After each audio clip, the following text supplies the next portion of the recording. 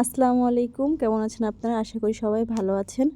তো রাত যায় দিন আসে, দিন যায় রাত আসে, তেমনই একটা দিন। পরের দিন হচ্ছে দেখেন যতই কুয়াশা পড়ুক, চারপাশে কুয়াশায় ঢেকে তো পেট তো আর থেমে থাকে না। যতই রোদ্দুর না উঠুক খেতে তো মন চায়। তো সকাল সকাল একটা মোরগ ধরে নিলাম, নিজেদের পোষা মোরগ। এটা দিয়ে আজকে মোরগ রান্না করা হবে আর পিঠা বানানো হবে। তো মোরগটা কেটে নিয়েছে, এখানে চাল ভিজিয়ে কুটছে।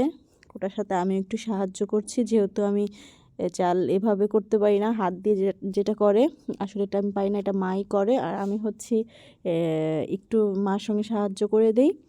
আর এই যে হচ্ছে মোরগটা কাটা কুটা হয়ে গেছে, সব ছুলে বেছে কেটে নিয়েছে। এখানে আমি মোরগটা ধুয়ে দিচ্ছি। যতই হোক মায়ের বাড়িতে এসে মায়ের কষ্ট দেখে তো বসে থাকা যায় না, একটু হাতে হাত লাগালেই সবচেয়ে ভালো হয়। তো এখানে আমি মুরগিগুলো একটু ধুয়ে বেছে দিচ্ছি।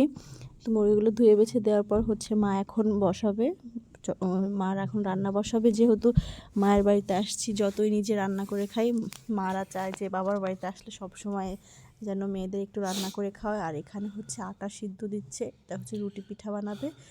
রুটি পিঠার আটা এখানে সিদ্ধ দেওয়ার পরে হচ্ছে মাংসটা রান্না করবে।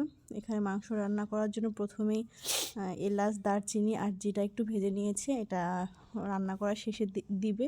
আর এখানে পেঁয়াজ তেলে গরম করে পেঁয়াজ কুচি দিয়ে লাল লাল করে বেরেস্তা করে এখানে সব ধরনের মশলা দিয়ে নিচ্ছে। যেহেতু পাটায় বেটে মশলাটা দিবে, এটা ব্লেন্ডার করা মশলা না, হাতে পাটায় বেটে মশলা রান্নাটাই অন্যরকম হয়। আমার মা সবসময় এটা এভাবেই রান্না করে। তো তারপর হলুদের গুঁড়ো, মরিচের গুঁড়ো, লবণ পরিমাণ মতো দিয়ে সুন্দর করে মশলাটা কষানোর পরে হচ্ছে মোরগটা দিয়ে দিল। আমি যত যেখানেই খাই না কেন, যত ভালো রেস্টুরেন্টে হোক না কেন, যত যেখানেই খাই, দাওয়াত খাই, যেটাই খাই, কিন্তু মায়ের রান্নার সঙ্গে কোনো রান্নায় আমার কাছে মানে তুলনা হয় না। আমি মানে একটু বেশি করেই ভাত খাই মায়ের কাছে আসলে। এখানে সুন্দর করে মাংসটা কষিয়ে একটু ঝোল কষানোর পানিটা দিয়ে দিল সুন্দর করে সিদ্ধ হওয়ার পরে। আর এখানে আমি আটাটা একটু মাখিয়ে নিয়েছি সুন্দর করে, কারণ যে এই আটাটা অনেক গরম, তো আস্তে আস্তে করতেছি, হাতটা একদম পুড়ে পুড়ে যাচ্ছিলো। এখানে সুন্দর করে মাংসটা কষানো হয়ে গেছে, ভালো করে কষানো হয়ে যাওয়ার পর এখানে হচ্ছে কেটে রাখা আলুগুলো দিয়ে দিচ্ছে। আর মাংসের আলু সবসময় আমার কাছে খেতে অনেক ভালো লাগে। আমার কাছে মনে হয় সবার কাছেই ভালো লাগে, আবার অনেকের কাছে ভালো নাও লাগতে পারে আসলে। তো এখানে আমার মাংসের আলু খুব ভালো লাগে, এই জন্য একটু বেশি করে আলু দিয়ে দেওয়া হয়েছে। এখন ঝোলের পানি দিয়ে দিল। ঝোলের পানি দেওয়ার পরে একটু সুন্দর করে জাল হওয়ার পরে এই তো সুন্দর করে এখন মাংস হয়ে গেছে।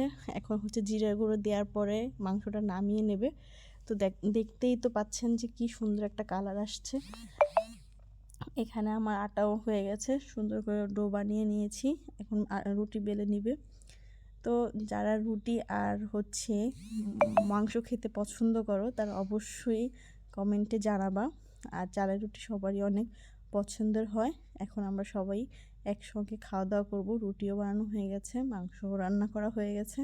তো যারা যারা পছন্দ করো তারা লাইক, কমেন্ট, শেয়ার, আর আমার চ্যানেলটাকে তোমরা অবশ্যই সাবস্ক্রাইব করে দিবে। দেখো কি সুন্দর রুটি হচ্ছে, গোল গোল একদম। এখন নিয়ে খাচ্ছি, এখন বলবো তোমাদের কেমন হয়েছে।